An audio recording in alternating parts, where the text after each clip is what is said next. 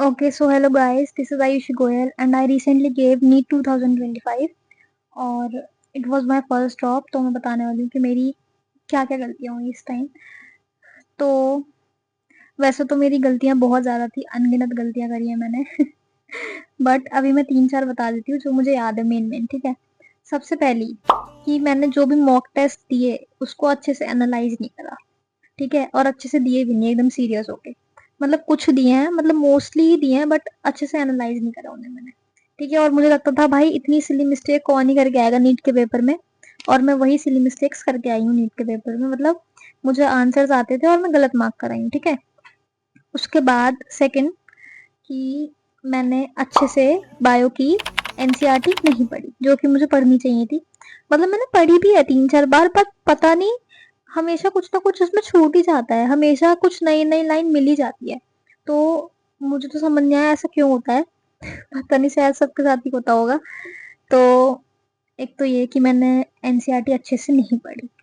ठीक है, उसके बाद तीसरी, मैंने फिजिक्स के न्यूमेरिकल्स शुरू में बहुत अच्छे से करे थे बट लास्ट में आते आते रिवीजन का टाइम ही नहीं बच पाया। तो जो न्यूमेरिकल्स मैंने सितंबर अक्टूबर में करे थे वो मैं मई तक कैसे याद रख सकती हूँ, है ना। तो मैं भूल गई सारे न्यूमेरिकल्स।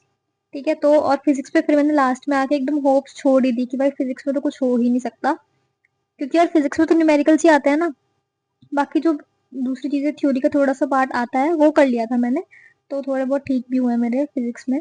बट मेरी फिजिक्स बहुत डर थी, मुझे फिजिक्स से बहुत डर लगता था स्टार्टिंग से ही, अभी भी लगता है। ठीक है, तो अब अगर मैं आगे ड्रॉप लूंगी तो ये सारी चीजें तो मैं ध्यान ही रखूंगी। उसके बाद मैंने कि कभी बहुत ज्यादा पढ़ाई कर ली, कभी 10-11 घंटे। ठीक है, और कभी 1-2 दिन करी ही नहीं बीच में, है ना। तो कंसिस्टेंट होना भी बहुत जरूरी है। और ऐसा नहीं है कि तुम्हें रोज ही 12-12, 13-13 घंटे पढ़ना है। अगर तुम रोज 7 से 8 घंटे भी पढ़ोगे ना तो वो भी इनफ है। मतलब जब मैंने स्टार्ट करा था अपनी प्रिपरेशन अभी पिछले साल, तो मैं बहुत कंसिस्टेंटली पढ़ती थी और मैंने लाइब्रेरी ज्वाइन कर रखी थी, मैं जाती थी और मस्त अपना 7 से 8 घंटे का तो सेशन करती ही करती, चाहे कुछ भी हो जाए। ठीक है, और एंड तक आते आते मैंने वो 12 घंटे तक भी स्ट्रेच कर लिया था, 13 घंटे तक भी स्ट्रेच हो जाता अच्छे से। बट ऐसा नहीं है कि तुम रोज ही 10-11 घंटे पढ़ोगे। ठीक है, उसके बाद फोर्थ चीज, अगर मैं पढ़ रही हूँ ना तो मैं पढ़ती जा रही हूँ पढ़ती जा रही हूँ, मैं कोई ब्रेक ही नहीं ले रही हूँ और मैं कहीं जा ही नहीं रही हूँ, ऐसे नहीं करना। क्योंकि भाई 1 साल की जर्नी है। ठीक है, और हम कोई भी काम 1 साल तक रेगुलर कर सकते हैं बट अगर उसमें थोड़ा ब्रेक्स हो ना तो अपने दिल को भी अच्छा लगता है। तो ब्रेक्स जरूरी है थोड़े। ठीक है यार, ब्रेक से मतलब ये नहीं कि तुम फोन ही चलाओ। ठीक है, बाहर घूम लो, कुछ भी कर लो, जैसे मैं तो बहुत कुछ करती थी ना ऐसा मैं भी फोन चलाती थी। ओके, तो ये उसके बाद हमेशा मोटिवेटेड रहो। पता है जब मेरे ऐसे लो स्कोर आते थे ना मॉक टेस्ट में, मतलब 7-8 मॉक टेस्ट में एकदम बिल्कुल लो चले जाते थे, 150 तक पहुंच गए थे एक बार तो मेरे। तो मैं इतना रोई थी कि यार इतने लोग कैसे आ सकते हैं, मतलब इतनी पढ़ाई करी फिर भी कुछ नहीं मिल रहा। बट कभी तुम्हारी मेहनत वेस्ट नहीं जाएगी और कहीं ना कहीं तो मिलेगी पक्का। मुझे भी पता नहीं कि मिलेगी नहीं मिलेगी बट मिल जाएगी। ठीक है, तो मैं बहुत ज्यादा डिमोटिवेटेड हो गई थी कि यार क्या ही है, छोड़ देती हूँ ना, ये सब नहीं होना मेरे से अब। बट मैंने एंड तक अपना बेस्ट दिया और मैं अपने आप पे बहुत प्राउड हूँ, चाहे कोई और हो या ना हो। और सबसे मेन चीज कि अगर कोई तुम डिमोटिवेट करे ना तो उसकी बात कभी मत सुनो, पहले देखो कि वो कहाँ स्टैंड करता है।